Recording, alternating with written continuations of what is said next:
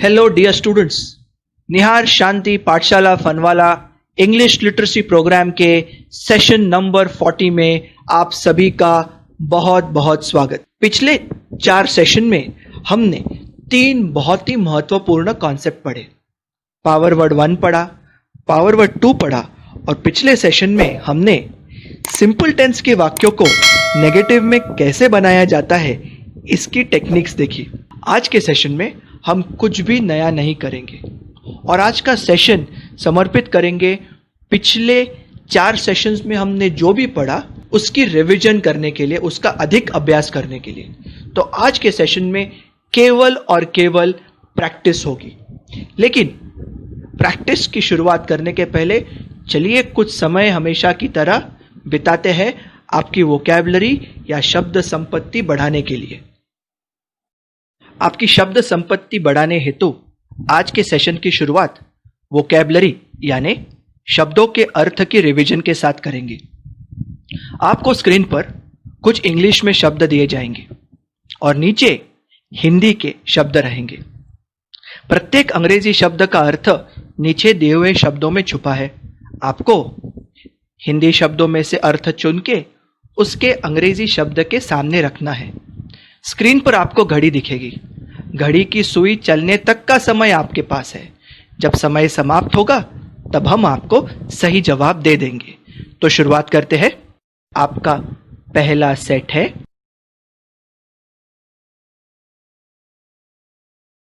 सही जवाब है बर्ड्स पक्षी, आउल उल्लू, पैरट तोता, पिकॉक मोर, डक बतख। सेट नंबर 2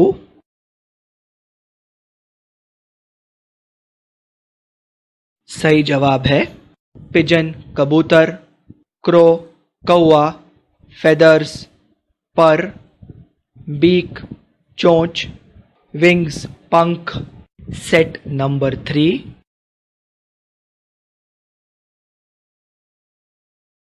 सही जवाब है लीफ पत्ता, पेड़ का पत्ता। एक होगा तो लीफ, अनेक होगा तो लीव्स। ग्रास घास, ट्री पेड़, ब्रांच डाली। सेट नंबर 4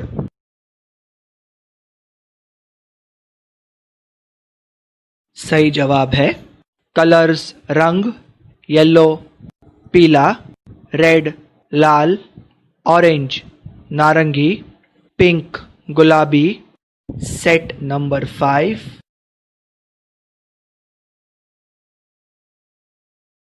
सही जवाब है ग्रीन हरा, ब्लैक काला, ब्लू नीला, व्हाइट सफेद। आपकी शब्द संपत्ति सुधारने का प्रयत्न हम जारी रखेंगे। लेकिन अब हम जो शब्द देखने वाले हैं वो है क्रिया दर्शाने वाले शब्द या फिर जिन्हें हम एक्शन वर्ड्स या वर्ब्स कहते हैं। स्क्रीन पर आपको कुछ अंग्रेजी शब्द दिखेंगे और उसके सामने कुछ हिंदी शब्द। आपको अंग्रेजी शब्द को उसके सही हिंदी अर्थ के साथ जोड़ना है, यानी कि आपको लेफ्ट हैंड कॉलम को राइट हैंड साइड के कॉलम के साथ जोड़ना है। तो शुरुआत करते हैं। हाँ, स्क्रीन पर आपको घड़ी दिखेगी। घड़ी की सुइयां चलने तक आपको मैच करने का समय है। जब समय पूरा हो जाएगा तब हम आपको सही जवाब दे देंगे। आपका पहला सेट है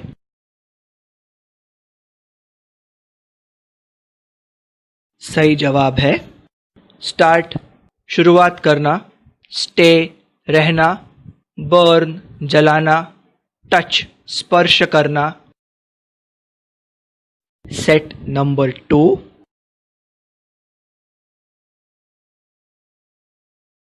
सही जवाब है ट्राई प्रयत्न करना, यूज उपयोग करना या इस्तेमाल करना, वेट राह देखना, वॉक पैदल चलना, वॉश धोना, स्टैंड खड़े रहना। सेट नंबर 3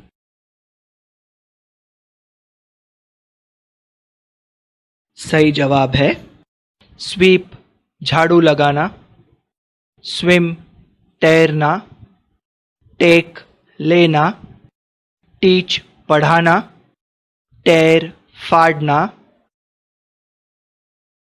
सेट नंबर 4,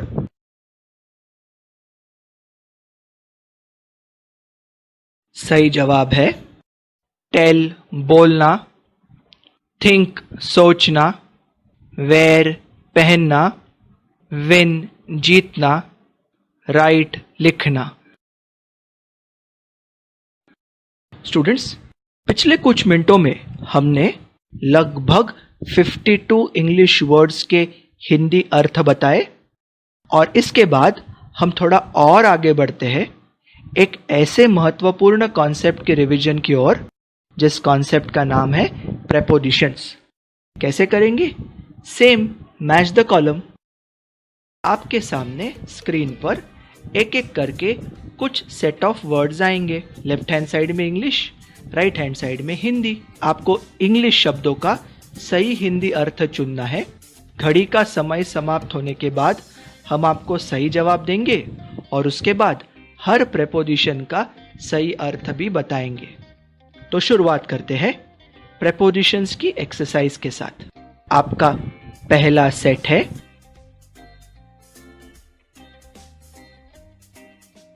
सही जवाब है बिहाइंड दिस वॉल, इस दीवार के पीछे, in front of this wall, इस दीवार के सामने, टुवर्ड्स दिस वॉल, इस दीवार की ओर। इन 3 प्रेपोजिशंस के अर्थ बने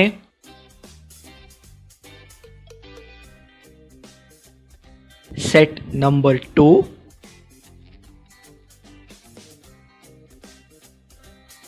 सही जवाब है इनसाइड दैट हाउस, उस घर के अंदर, आउटसाइड दैट हाउस, उस घर के बाहर। इन 2 प्रेपोजिशंस के अर्थ बने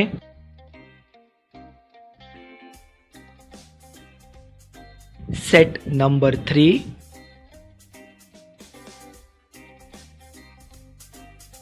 सही जवाब है अबाव आर बेड, हमारे पलंग के ऊपर, अंडर आर बेड, हमारे पलंग के नीचे, ओवर आर बेड, हमारे पलंग के ऊपर से, on top of our bed, हमारे पलंग के ऊपर।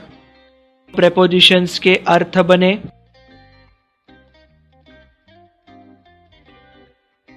Set number 4,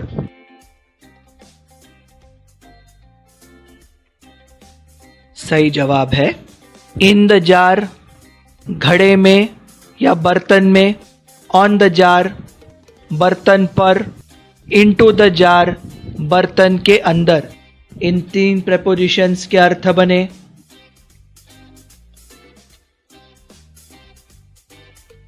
set number 5,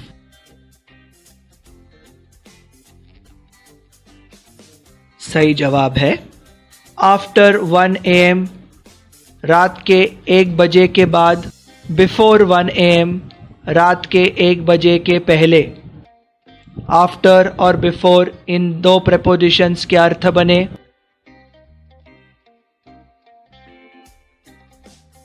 set number 6,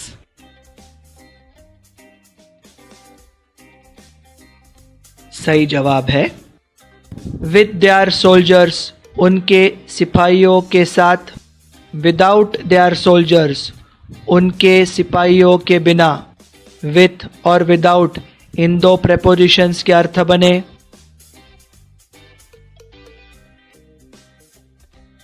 set number 7,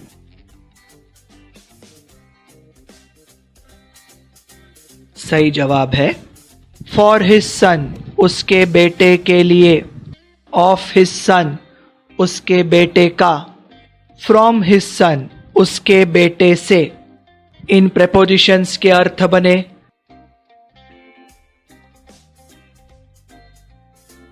set number 8,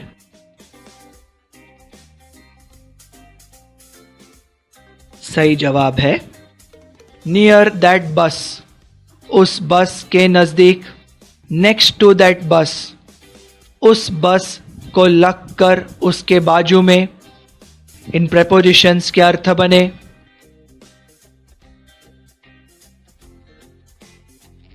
set number 6,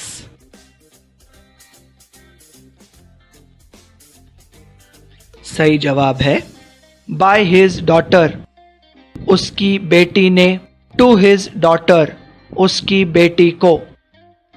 अंग्रेजी में किसी भी वाक्य का काल तय करने की ताकत केवल और केवल एंकर वर्ड में होती है।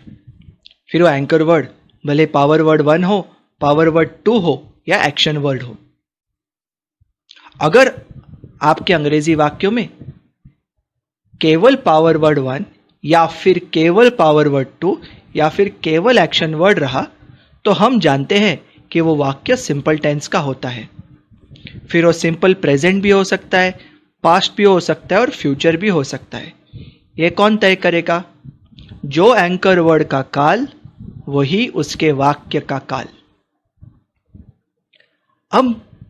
अब आपको स्क्रीन पर कुछ अंग्रेजी वाक्य दिखने वाले हैं। आपको प्रत्येक अंग्रेजी वाक्य का टेंस यानी कि काल पहचानना है। वाक्य कितना भी बड़ा हो, उसमें 6 शब्द रहे या फिर 60, हमको डरने की आवश्यकता नहीं। मुझे वाक्य का अर्थ पता भी न हो तभी भी मैं वाक्य का काल पहचान सकता हूं, क्योंकि वाक्य का काल पहचानने के लिए मुझे वाक्य में केवल एंकर वर्ड को ढूंढना होता है। पिछले 4 सेशंस में हमने पावर वर्ड 1 देखा, पावर वर्ड 2 देखा, नेगेटिव देखा, इनकी कुछ प्रैक्टिस भी की। इसलिए इस सेशन में हमने पिछले 4 सेशंस में जो पढ़ा है सिर्फ उसका हम रिवीजन करने वाले हैं। आपको आगे आने वाले एक्सरसाइज में जो वाक्य दिखेंगे उस प्रत्येक वाक्य का काल पहचानना है, यानी कि टेंस पहचानना है। ध्यान देना है कि इन वाक्यों में कोई भी एंकर वर्ड आ सकता है, फिर वो एक्शन वर्ड हो, पावर वर्ड 1 हो या पावर वर्ड 2 हो। तो शुरुआत करते हैं। मेरा पहला वाक्य है, my father did not buy any new clothes for himself this Diwali. ये वाक्य आप गौर से देखेंगे तो आपको दिखेगा ये वाक्य नेगेटिव है नॉट के चलते, और इस वाक्य में जो एंकर वर्ड है वो है एक्शन वर्ड बाय, खरीदना। पावर वर्ड 2 या एक्शन वर्ड वाले नेगेटिव सेंटेंसेस में काल नॉट के पहले का शब्द तय करता है। डू डज हो तो प्रेजेंट, डिड हो तो पास्ट और विल हो तो फ्यूचर। यहाँ पे डिड है इसलिए मेरा वाक्य है सिंपल पास्ट टेंस। मेरा अगला वाक्य, माई 6-year-old nephew has a very good memory. ये वाक्य पॉजिटिव है क्योंकि इसमें नॉट नहीं है, और इस वाक्य का एंकर वर्ड एक पावर वर्ड 2 है, हैज। हैज प्रेजेंट टेंस होने के चलते ये संपूर्ण वाक्य है सिंपल प्रेजेंट टेंस। अगला वाक्य, माई 80-year-old grandfather does not have any illness। ये वाक्य नॉट के चलते नेगेटिव है। इस वाक्य में पावर वर्ड 2 है, इसलिए वाक्य का काल नॉट के पहले वाला शब्द तय करेगा। डू डज होगा तो प्रेजेंट, डिड होगा तो पास्ट और विल होगा तो फ्यूचर। यहाँ पे डज होने के चलते ये वाक्य का काल है सिंपल प्रेजेंट टेंस। अगला वाक्य, my niece's husband was a senior officer in the Indian army. वाक्य पॉजिटिव है। इस वाक्य का एंकर वर्ड है वॉज, जो कि है पावर वर्ड 1। इस शब्द का जो काल वही वाक्य का काल वॉज पास्ट टेंस होने के चलते पूर्ण वाक्य का टेंस है सिंपल पास्ट टेंस।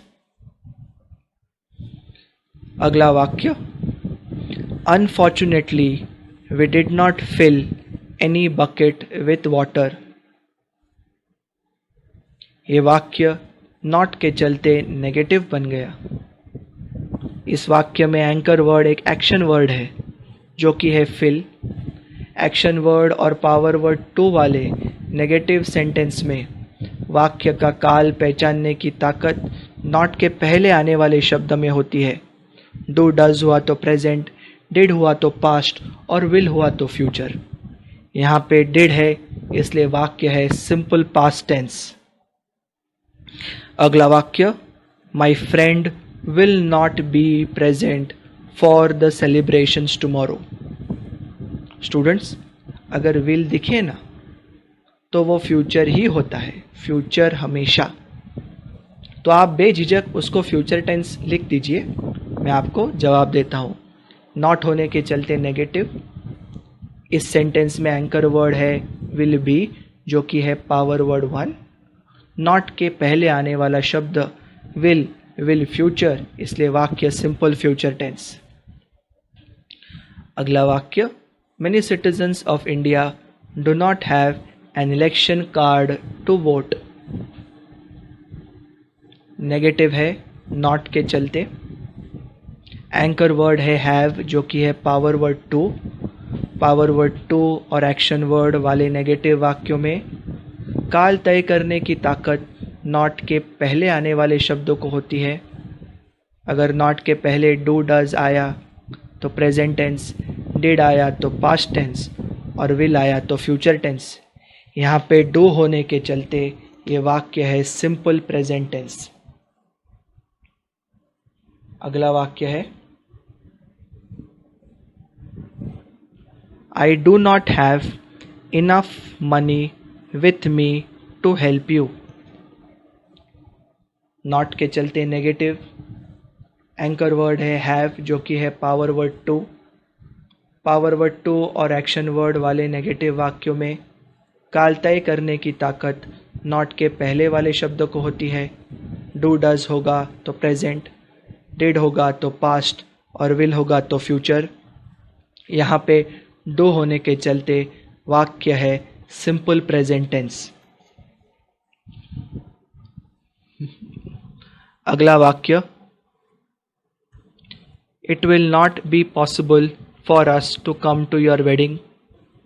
वाक्य में विल आ गया तो भले ही ये इसमें नॉट के चलते नेगेटिव बना हो, anchor word will be, will के चलते संपूर्ण वाक्य simple future tense. Future tense सबसे आसान टेंस होता है।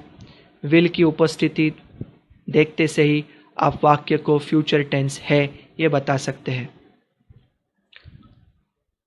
अगला वाक्य, I have only 3 hours to spend in Mumbai. Not न होने के चलते ये वाक्य पॉजिटिव है। इसमें एंकर वर्ड है पावर वर्ड टू।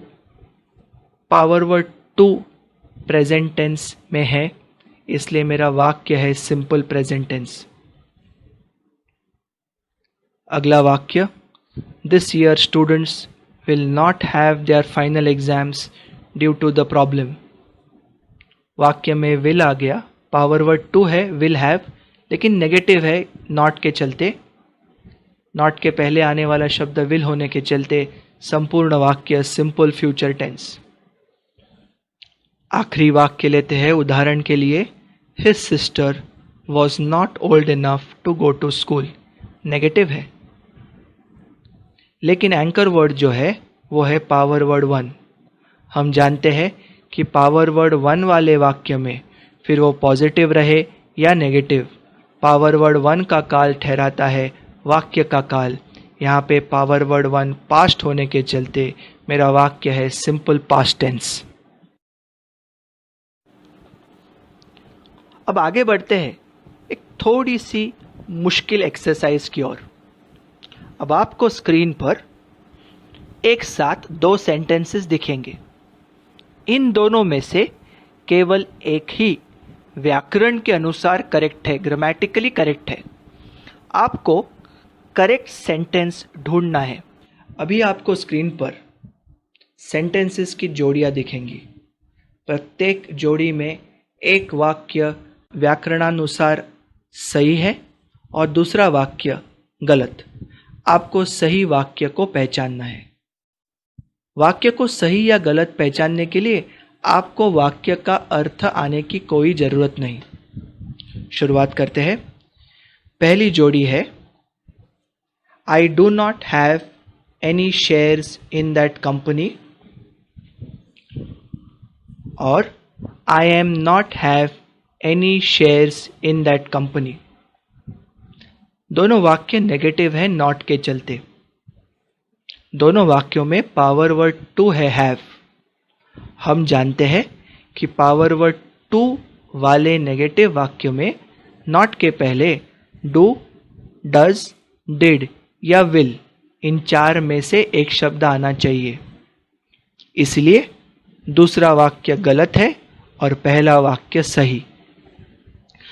अगली जोड़ी many shops in my city does not sell Chinese products any more. दूसरा है many shops in my city do not sell Chinese products any more. दोनों वाक्य नेगेटिव है नॉट के चलते।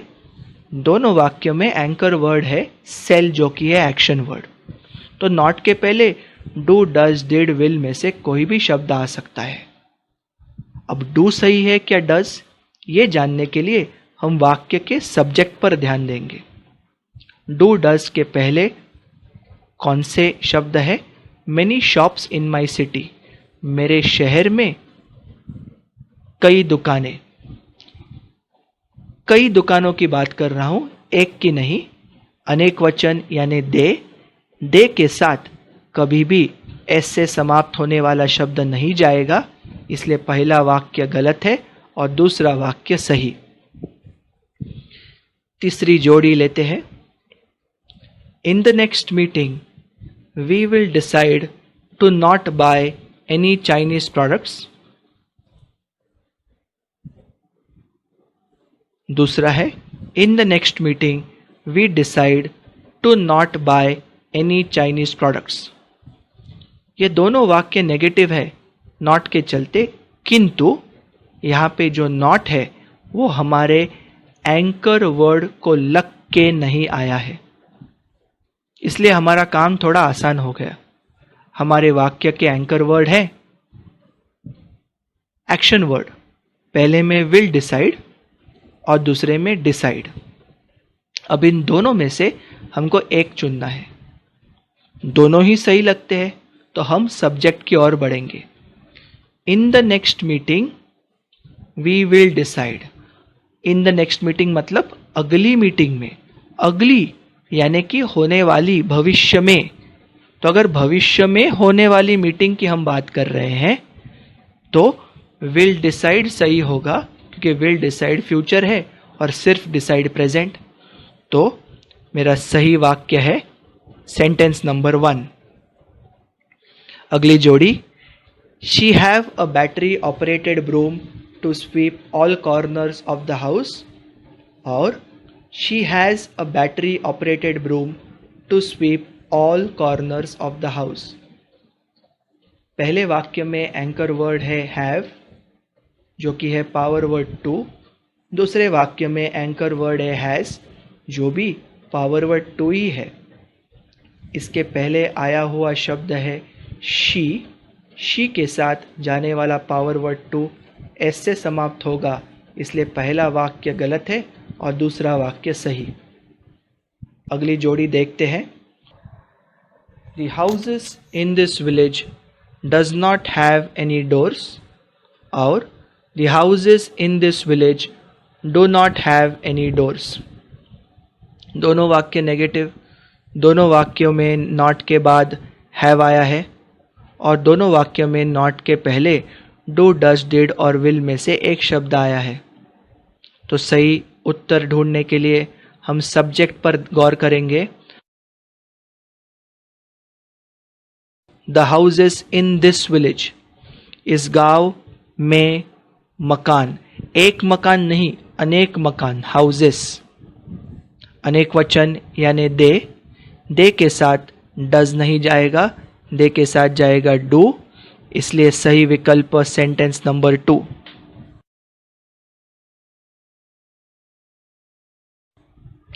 अगला वाक्य, most of my son's toys are related to cars और most of my son's toys is related to cars. दोनों वाक्यों में एंकर वर्ड है पावर वर्ड वन, पहले में आर दूसरे में इज। सही विकल्प ढूंढने के लिए सब्जेक्ट पर गौर करेंगे। Most of my son's toys, मेरे बेटे के अधिकतम खिलौने, मेरे बेटे के अधिकांश खिलौने। एक नहीं अनेक, अनेक यानी दे के साथ इज नहीं जाएगा, आर जाएगा, इसलिए सही विकल्प है ऑप्शन नंबर 1।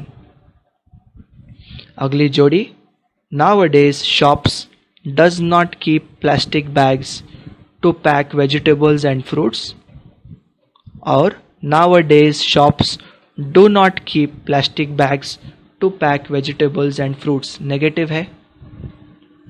एंकर वर्ड है एक्शन वर्ड कीप, और नॉट के पहले आने वाला शब्द दोनों वाक्यों में डू, डज, डिड और विल में से एक है, इसलिए सही विकल्प ढूंढने के लिए हम सब्जेक्ट पर गौर करेंगे। शॉप्स, दुकानें, अनेक वचन यानी दे के साथ डज नहीं जाएगा, डू जाएगा, इसलिए सही विकल्प है सेंटेंस नंबर 2।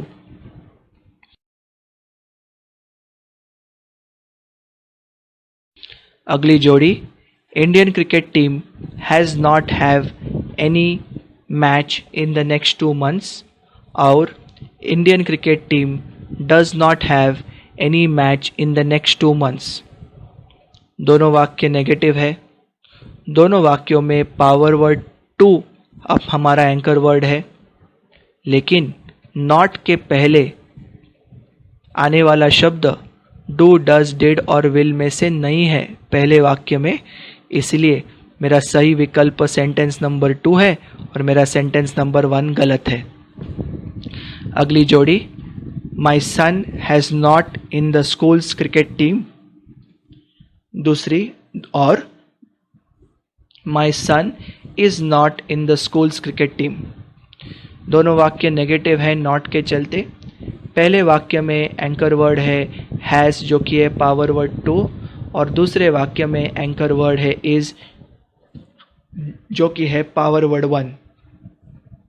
पावर वर्ड 2 वाले नेगेटिव सेंटेंस में नॉट के बाद हमेशा हैव आएगा, और पावर वर्ड 1 वाले नेगेटिव सेंटेंस में पावर वर्ड 1 के बाद हमेशा नॉट आएगा।